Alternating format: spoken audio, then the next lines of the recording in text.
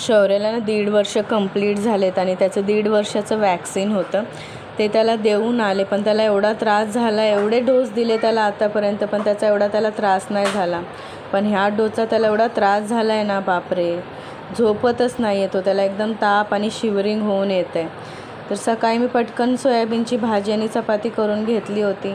दुपारी तो थोडासा तापाचं औषध दिलेलं म्हणून जरा दीदीसोबत खेळत बसलेला. तोपर्यंत मी माझी कामं आटोपली.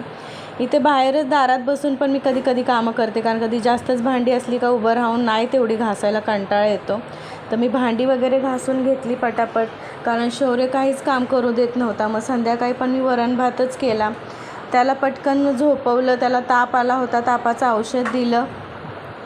लहान मुलं आहेत म्हणून तरी तसे पण ते सहन करत राहतात बिचारे, पण मोठ्या माणसांना काय एवढं सहन होत नाही. त्याला जरासं झोपवलं. मग चला तर भेटूया नेक्स्ट ब्लॉगमध्ये. बाय.